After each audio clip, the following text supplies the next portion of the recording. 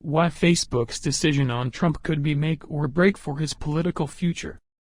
Facebook's oversight board on Wednesday essentially punted the decision back to the company on whether to eventually allow former President Donald Trump back on Facebook and Instagram.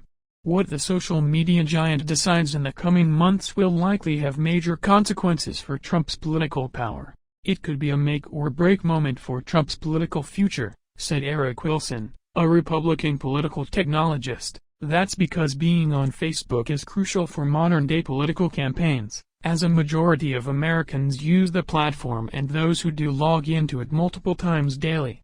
Facebook has become crucial for raising money and for targeting supporters and swing voters, something the Trump campaign did in unprecedented ways. The majority of online ad dollars go to either Facebook or Google, even with all the resources Donald Trump has, Wilson said. Facebook is so much bigger than that you can't get around it. In a statement responding to the Oversight Board's non-decision decision, Trump, who remains banned on Facebook, Twitter and YouTube, called the stances of the social media giants a total disgrace and an embarrassment to our country. He also promised a degree of retribution, threatening that they must pay a political price. Trump's frustration is with good reason. Since the January 6 attack on the U.S. Capitol, his ability to communicate directly with the public has been limited. On Tuesday, Trump added a blog-like feature, with no comments section, to his post-presidency website. He is still promising to launch his own social media platform. The board's decision also comes as Trump's popularity seems to have softened further since leaving office.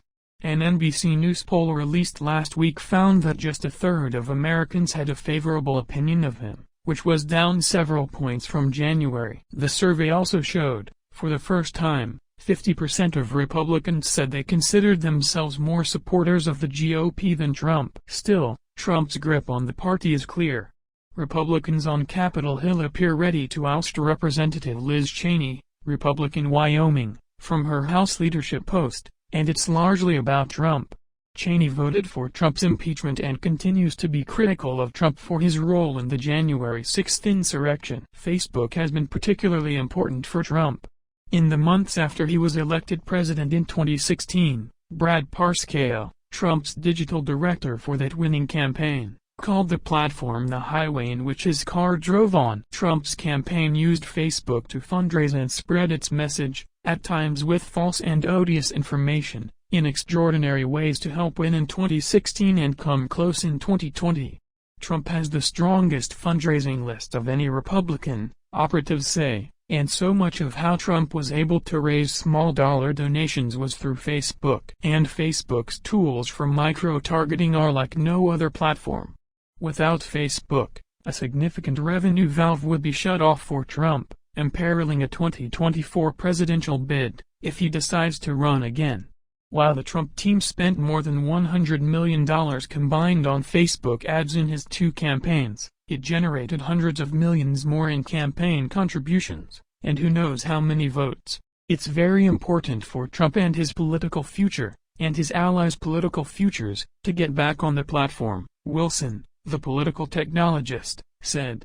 He added that Facebook is the best resource for identifying people who have expressed interest, are engaged in the content, who donate and volunteer on campaigns. It gives the ability to target them and in a specific way. It's so fine-tuned. It's a great asset for campaigns and political advertisers. A permanent Trump ban from Facebook would almost certainly have ramifications for next year's midterm elections as well. It could mean that candidates he endorsed wouldn't be able to use videos and possibly statements from the former president. That could significantly hamper the strength of a Trump endorsement. But, in another way, Republicans overall are likely to benefit from the extended decision period because they have been gaining attention and fundraising relentlessly off of big tech and what they see as social media bias. Senator Josh Hawley, R-Wyo, has even written a book called The Tyranny of Big Tech. There has also been a conservative backlash at the state level.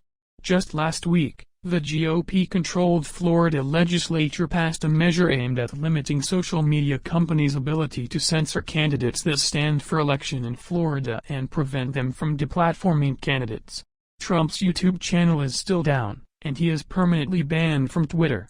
Twitter has said it's not going back on its decision, and that's significant for Trump because that's how he was able to drive the news narrative. Trump has reportedly said he wouldn't go back on Twitter even if he were allowed back, but that may be a little like telling people you quit when you were fired. And while Trump was able to get lots of attention for his tweets, Twitter can't compete with Facebook's reach, targeting and potential for raising money.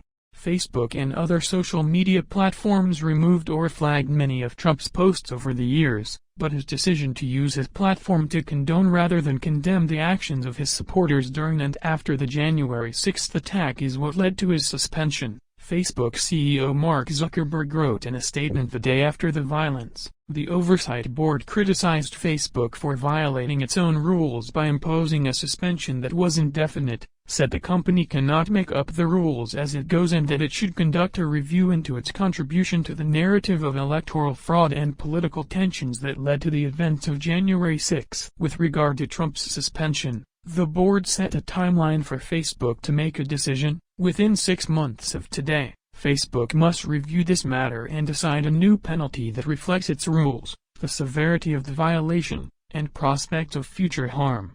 Facebook can either impose a time-limited suspension or account deletion. YouTube CEO Susan Wojcicki said in March that Trump's channel remains suspended due to the risk of incitement to violence.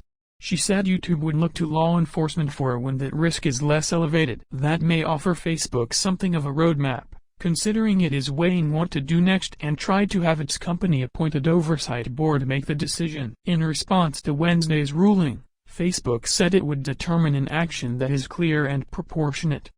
In the meantime, a significant piece of Trump's political fortunes hangs in the balance.